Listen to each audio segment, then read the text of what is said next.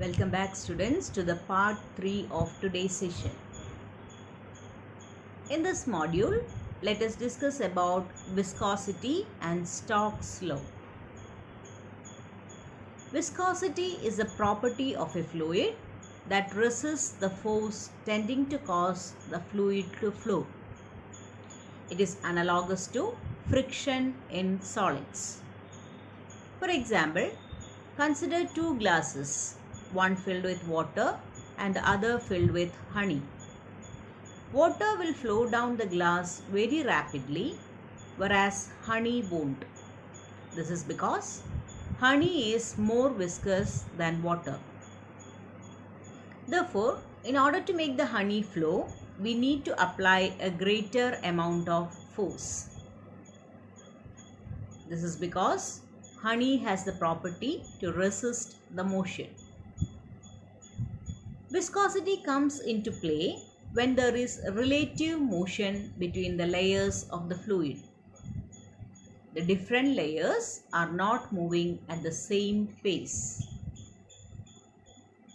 Here, you can see a layer of liquid between two surfaces, and when the upper surface moves, there is a relative motion of the fluid in between the two surfaces, and the surface which is in contact with the upper portion will move at a faster rate compared to the lower surface.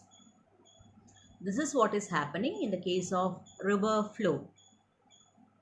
Suppose if the flow is through a tube, then the layer of water which is in contact with the tube will be moving with a considerably lesser velocity compared to the particles which are at the center of the tube. Now, let us discuss about coefficient of viscosity. It is a measure of the degree to which a fluid resists flow under an applied force. This means how much resistance does a fluid have to its motion. The ratio of shearing stress to the strain rate, which is denoted by eta, is given by shearing stress divided by strain rate, which is equivalent to F by A divided by delta X by L into delta T. Delta X by delta T can be replaced by velocity V. So, eta is equivalent to F into L divided by A into V. The unit of coefficient of viscosity is Poisson, and its dimensional formula is mL raised to minus 1 T raised to minus 1. Now let us discuss about Stokes law. The force that retards a sphere moving through a viscous fluid is directly proportional to the velocity and radius of the sphere and also the viscosity of the fluid. Mathematically, this force F is equivalent to 6 pi eta RV, which is the mathematical equation for Stokes law.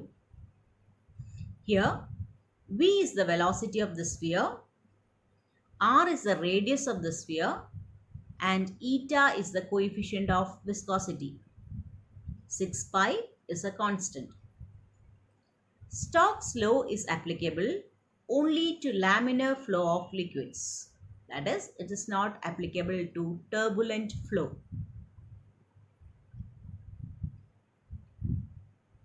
This is the case of a metallic sphere moving through a fluid. We can apply Stokes law to the motion of this sphere, and the force exerted on this sphere will be equivalent to 6 pi eta RV.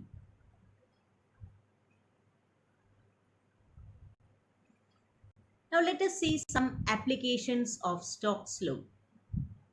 Falling raindrops. Raindrop. When raindrop is falling, it is passing through air.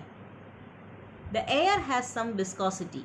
That is, there will be some force which will try to stop the motion of the raindrop.